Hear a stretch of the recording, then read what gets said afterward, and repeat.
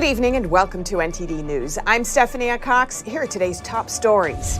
The law applied equally across the political spectrum. Getting to the heart of the GOP's probe into the Department of Justice today. How Attorney General Merrick Garland responded to senators. In closing arguments today, the prosecution said Alec Murdaugh was a liar looking for sympathy. The defense will make its final arguments tomorrow. Chicago Mayor Lori Lightfoot loses her re-election bid. Two other Democrats are advancing to the runoff election in April. The governor of Ohio visits the train derailment site in East Palestine. This comes as scientists say tests are showing unusually high levels of chemicals in the air. And a new nonprofit program says it provides local municipalities with funding so they can get necessary resources to administer fair and accurate elections. Critics say it's illegal.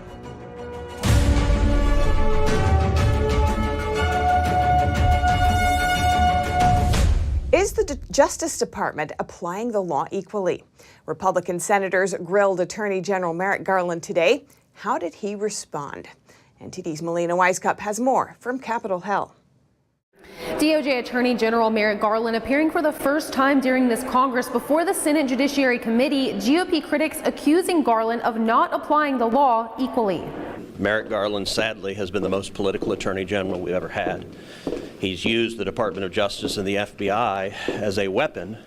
And right after telling me this, Senator Cruz launched a heated exchange with Garland over what appears to be the DOJ's lack of prosecuting people for protesting outside of Supreme Court justices' homes who were opposing the overturn of Roe versus Wade. Here's a look at that exchange. Say no. The answer's no. You know it's no. I know it's no. Everyone in this hearing room knows it's no. You're not willing to answer a question. Have you brought a case under this statute? Yes or no? As far as I know, we haven't, and what we have done is defended the lies of the justices with over 70 U.S. Marshals. How do you decide which criminal statutes the DOJ enforces and which one it doesn't? And the Republicans pointed to a law which states that anyone who tries to influence justices' decisions should be prosecuted. And on this topic, Garland repeatedly responded that the DOJ has to prioritize prosecuting violence. At one point, Garland gave senators updates on their investigation into the January 6th Capitol breach, a point that Senator Cotton seized on to make his point. Related to the January 6th attack on the Capitol, we are disrupting, investigating, and prosecuting violence and threats of violence. You've dedicated millions of man-hours to study videotape, to do forensic analysis of computers and devices, to go knock and conduct interviews. You can't allocate just a few agents to look at people's social media accounts and say they were present outside of a justice's home. And with many Republicans accusing the DOJ of acting with political bias, I asked Democrat Senator Jon Ossoff if he feels that these Republican accusations are warranted. Here's what he said. Do you think it's valid, their argument, or do you think they're just doing this for political purposes? Look, I think every senator has an obligation to their state and to their constituents to raise matters of concern, matters of principle.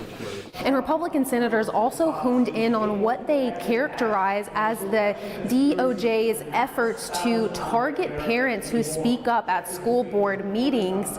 This comes as over here on the House side, Speaker McCarthy just unveiled the Parents' Bill of Rights. The right to know what's being taught in the school and for you to be able to see the reading materials, right? And the Republican-led House will take this bill up where it is expected to easily pass. However, it will face obstacles in the Democrat-controlled Senate. Reporting in Washington, D.C., Melina Weiskup, NTD News. And staying on Capitol Hill, the Senate passed a resolution today to overturn a Biden administration retirement investment rule. The rule would allow retirement plan managers to invest based on ESG considerations. ESG stands for Environmental, Social, and Governance.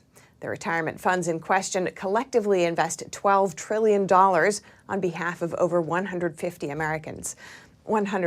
million Americans. The funds are supposed to be placed in investments that bring the highest return possible. But critics say the Labor Department's rule would change that, allowing investors to prioritize the ESG agenda over profit. Supporters of the rule argue that it's not a mandate, that it allows but does not require the consideration of ESG factors. The resolution to overturn the ESG rule was authored by Republican Senator Mike Braun. It passed on a vote of 50 to 46, with Democratic Senators Joe Manchin and John Tester voting with Republicans. It was already passed by the House yesterday and will now head to President Biden's desk. The administration, however, has issued a veto threat. And amid mounting questions over the origins of COVID, Congress springs into action to broaden its investigation. And the lab leak theory again gains steam as the FBI speaks out. NTD's Iris Tao has more from the White House. Speculation is soaring after FBI Director Christopher Wray doubled down on a reported assessment by saying that the FBI believes the origin of COVID are most likely a potential lab incident in Wuhan. So here you're talking about a potential leak from a Chinese government-controlled lab that killed millions of Americans. The Tuesday interview follows a report by the Wall Street Journal that says the Energy Department has concluded that the COVID-19 pandemic most likely came from a lab leak in Wuhan, China. And Director Wray called out the Chinese Communist Party for obstructing investigations into the COVID origins. That the Chinese government, seems to me, has been doing its best to try to thwart and obfuscate the work here, and that's unfortunate for everybody. And the White House is getting pressed on the latest revelation from the FBI, but it insists that there still hasn't been a final conclusion. We have seen many different conclusions, right, from the intelligence community. But while the White House highlights the need to find the COVID origin, we need the data. Still notes, our relationship with China has not changed. Meanwhile, House Republicans are kicking off a series of meetings and hearings to dig into the origin of COVID. That's as Senator Ron Johnson calls for bipartisan efforts. We have Senator Marshall, Senator Paul, myself are very interested, as I think the American public is, in the origin of COVID. There should be nothing partisan about this whatsoever. And lawmakers are calling on federal agencies, including the State Department, the Energy Department, and the FBI, to release more information about investigations into the COVID origins. And the House Select Panel on COVID Response is holding another hearing next week, specifically on COVID origins. Reporting from the White House, Iris Tao, NTD News. Jurors heard closing arguments today in the high-profile murder trial of former South Carolina attorney Alec Murdaugh. NTD's Arlene Richards reports.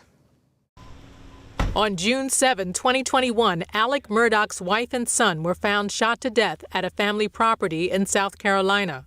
After 19 months of speculation, the disbarred attorney was charged with the crime. The gruesome case has garnered international attention due to the family's legal prominence in the county. Throughout the trial, prosecutors painted the suspect as a serial liar with a drug habit, looking for sympathy. Now, after 6 weeks of testimony, the prosecution Wednesday laid out an hours-long closing argument. The prosecutor said the former lawyer was experiencing mounting financial pressures just before the murders. And after an exhaustive investigation, there is only one person who had the motive, who had the means, who had the opportunity to commit these crimes, and also whose guilty conduct after these crimes betrays him. The suspect was already facing 100 charges related to other crimes, including money laundering, embezzlement, and tax evasion. The defendant was the one person who was living a lie. The defendant is the person on which a storm was descending, and the defendant is a person where his own storm would actually mean consequences for Maggie and Paul and consequences for those who trusted him. He said after the tragedy, the financial pressures went away. Before jurors heard the prosecutor's closing argument, they visited the crime scene at a family estate. The roughly 1,700-acre property includes the house, fields, forests, and dog kennels, which are near where the bodies were found. If convicted, Murdaugh faces 30 years to life in prison. The defendants are set to lay out their arguments on Thursday. Arlene Richards, NTD News. Ohio Governor Mike DeWine visited the site of last month's train derailment to check on the removal of hazardous waste. This comes as scientists say tests in East Palestine are showing unusually high levels of chemicals in the air. NTD's Jason Perry has that story. Ohio Governor Mike DeWine went to the train derailment site in East Palestine on Wednesday to check on the removal of hazardous waste. The whole goal here is to, make this community safe. Although officials have repeatedly claimed the air and the water are safe, some residents have remained skeptical after seeing chemicals in the water. Can't happen overnight. You can't get all this stuff out of here overnight. But just, looking at what we were looking at here and looking at the stream and, how they're constantly trying to agitate the water, doing the things that they need to do so that you're slowly making that better. And the director of the Ohio Environmental Protection Agency, Ann Vogel, added to that. We introduced air through sparging to speed up the biological breakdown of the contaminants, but also then the next phase is to actually stir up the sediment under the creek to get the product out of the ground that's under the creek, introduce it to the air, and again, speed up that biological breakdown. Crews were expected to start removing the train tracks as early as Wednesday to clean the hazardous waste underneath the tracks. DeWine's visit to East Palestine comes as scientists from Texas A&M and Carnegie Mellon universities released their own analysis of the chemicals in East Palestine. The scientists said the EPA's measurements show unusually high levels of chemicals compared to what would normally be found in the area. They added that if the levels of some chemicals remain high, it could be a risk for residents' health in the long run. On the other hand, an EPA spokesperson told CNN on Monday that the chemicals are below levels of concern for short-term exposures, and the EPA said they don't expect the levels of chemicals to remain high for much longer. The university scientists who did the analysis are expected to release data from their own test in East Palestine on Tuesday. Also, Alan Shaw, the CEO of the train company Norfolk Southern, is set to testify before the United States Senate on March 9th about the train derailment. Jason Perry, NTD News. And another train accident. A train carrying around 30,000 gallons of propane derailed in Florida's Manatee County. It occurred in an industrial area north of Sarasota-Bradenton International Airport on Tuesday. The train consists of 5 rail cars carrying sheet rock and 2 propane tankers. The second of the 2 tankers derailed but managed to stay upright. Officials noted that clearing the tracks may take some time as they have to empty the tanker before they can move it. Reports say roughly 150 feet of track was left mangled. No injuries were reported and no leakage has yet been found. The Tampa Bay Times reports that crews will continue to monitor the situation as cleanup efforts begin, including monitoring the air quality. And the news outlet says the freight train is operated by Florida's Seminole Gulf Railway and was minimally staffed. The exact cause of the derailment is unclear. The fire rescue chief noted that the area may be evacuated when the propane is offloaded due to potential danger. And the mayoral election in Chicago will be heading to a runoff. And incumbent Mayor Lori Lightfoot will not be on the ballot. She lost her re-election bid in a landslide yesterday. With roughly 94% of the votes in, the race for Chicago mayor is set to go to a runoff on April 4th. The 2 candidates advancing to the runoff are Democrats Paul Vallis, who got 34% of the votes, and Brandon Johnson, who got 20%. Democratic Mayor Lori Lightfoot finished in 3rd place with just over 17% of the votes. We were fierce competitors in these last few months, but I will be rooting and praying for our next mayor to deliver for the people of the city for years to come. Lightfoot wrote on Twitter, "Serving as your mayor has been the honor of a lifetime, and I am so grateful to all of you who have stood beside me these last 4 years." Lightfoot is the first mayor of Chicago to lose re-election in 40 years. The election came at a time when crime has been soaring in the city. According to the Chicago Police Department's 2022 year-end report, violent crime in the city rose by over 40% in the past 2 years. In 2021, the city recorded the most killings in a quarter century and more than 3,500 shootings. And crime has been a major focus of the election. Vallis branded himself a law and order candidate and promised during his campaign to be tough on crime. He has the backing of the Chicago Fraternal Order of Police. Johnson runs on a more progressive platform, and he has the backing of the Chicago Teachers Union. Vallis is the former head of Chicago Public Schools, and Johnson is a Cook County commissioner. Reporting by Allison Lee, NTD News. A nonprofit alliance provides grant money to local municipalities to help with election administration needs. But some critics say it's a continuation of a Mark Zuckerberg-funded project that boosted voter turnout in Democratic counties. NTD's Arlene Richards reports.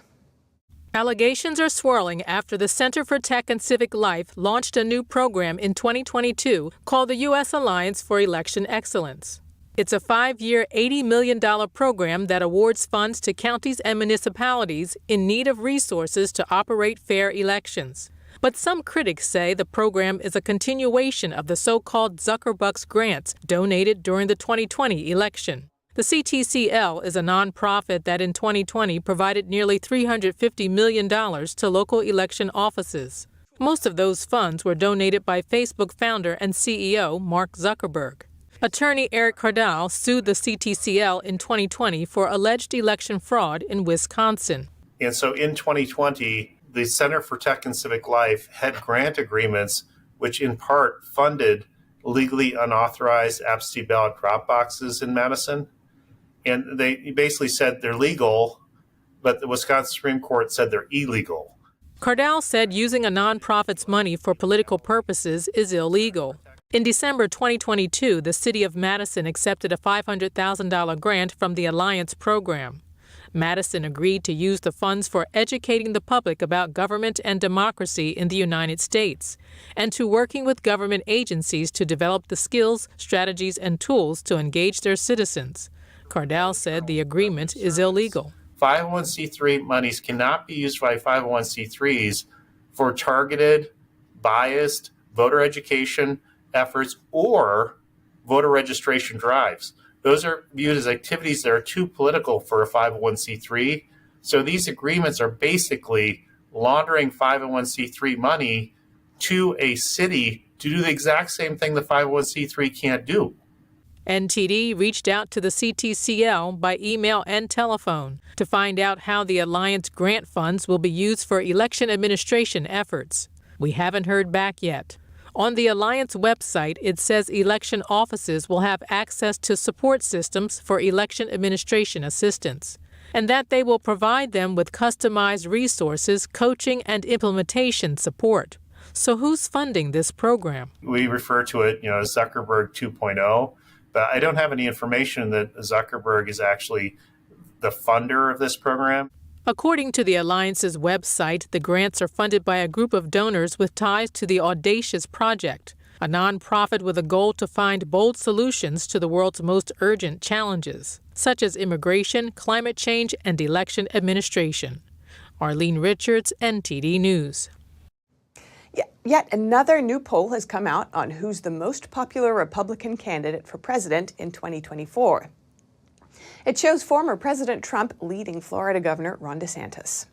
Yahoo News YouGov surveyed over 1,500 U.S. adults from February 23rd to 27th.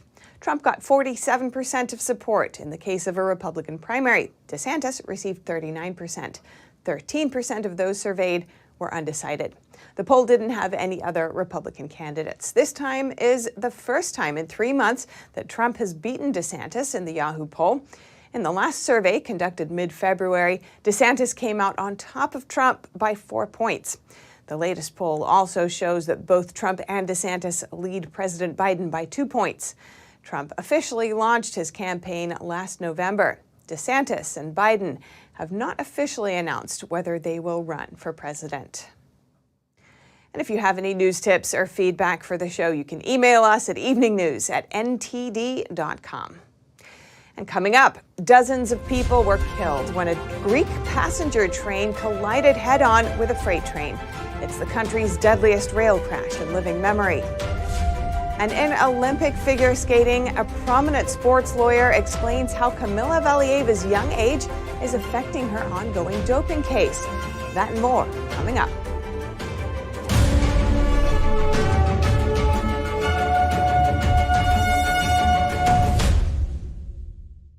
Freedom is not free, and neither is the truth. In order to bring you the facts, our reporters are out there on the front lines getting the true story. Some of them served 10 years of prison in China. We've been censored on social media. Our Hong Kong printing offices were set on fire, and we've been repeatedly attacked by the Chinese Communist Party. But no matter what, we believe that you deserve the truth, and so we continue to bring the truth to light. Head on over to getepic.com and try honest journalism that is based in truth and tradition. We'd love to have you on board.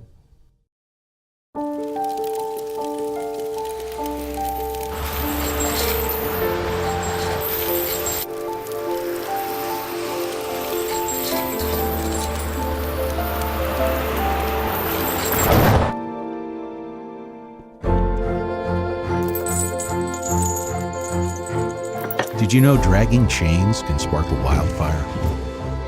Only you can prevent wildfires.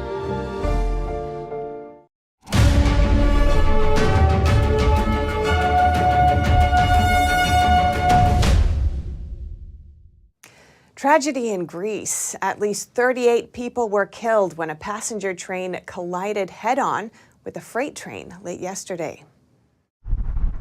A local train station master has been arrested over the deadliest train crash to hit Greece in living memory. The man is denying any wrongdoing and has attributed the accident to a possible technical failure, according to government and police sources. The passenger train and a cargo train collided head-on on Tuesday night outside the city of Larissa, killing dozens and wounding more. Many of the victims are thought to be university students on their way back from a long holiday weekend. Fire officials say the death toll is expected to rise further. The passenger train was carrying over 350 people and heading to the city of Thessaloniki on the Aegean coast, according to Hellenic train data. The government has declared 3 days of national mourning with flags at half-mast. Greece's Prime Minister Kyriakos Mitsotakis visited the crash site on Wednesday. He's describing it as an unspeakable tragedy, and the government will do everything in its power to make sure it never happens again. Greece's aging railway system is in need of modernizing, and many trains travel on single tracks. Rail signals and automatic control systems still need to be installed in many areas. Now, over to sports news. Here's NTD's Dave Martin with today's top stories. Thank you, Steph. It's been more than a year since then 15-year-old Russian figure skater Kamila Valieva took the Olympics by storm, becoming the first female to land a quad jump at the Games. Her nearly flawless performance in the team competition propelled Russia to a gold medal win, or so we thought.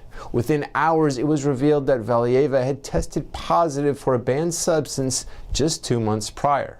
But the Court of Arbitration for Sports, citing her young age, which qualified her as a protected person, ruled she was allowed to continue competing until her eligibility was resolved. A year later, the slow-moving case has finally made some progress as the World Anti-Doping Agency, also known as WADA, appealed a Russian tribunal's ruling that Valieva bore no fault or negligence for the positive test. They instead suggested a 4-year retroactive ban. In a strange twist, though, the Russian Anti-Doping Agency, also known as RUSADA, appealed the ruling as well, though they suggested just a reprimand as punishment. And the thing that's more strange to me is that the RUSADA appeal suggesting that the penalty could be as little as a warning, which, you know, I guess is technically correct under the rules, but it almost seems like they appealed so that they could participate in the process. Howard Jacobs is a sports lawyer who has a particular focus on athletes charged with doping and other offenses. Jacobs says in this case, though, he doesn't see the Russian tribunal's ruling of no fault or no negligence holding up. It's unlikely that that will stand at CAS. I think that there is likely to be some period of suspension. Jacobs, who's represented Marion Jones, Maria Sharapova, and others, says what complicates this particular case is Valieva's age.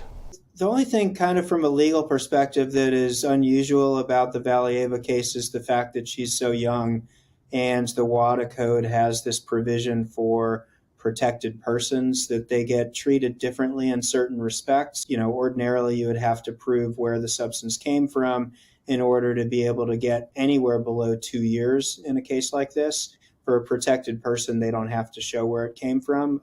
Jacob says he ultimately sees a likely suspension coming, though maybe not the 4-year length that WADA is suggesting. And for your sports viewing schedule tonight, the NBA has 9 games planned, including a Phoenix-Charlotte matchup where former MVP Kevin Durant is expected to make his debut as a member of the Suns. And finally, for you hockey fans, the NHL has 6 games on tap featuring the once struggling Colorado Avalanche, who've now won 6 straight games, hosting the New Jersey Devils. And that's it for your sports news today. Steph, back to you. Thanks, Dave. And that's all for today's news. Thanks for tuning in. I'm Stephanie Cox. Good night.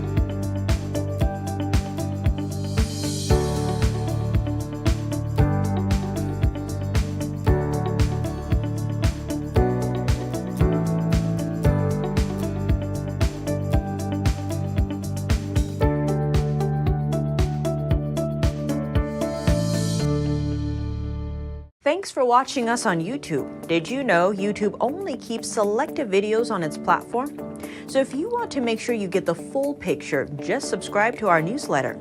Go to newsletter.ntd.com and sign up. It's free.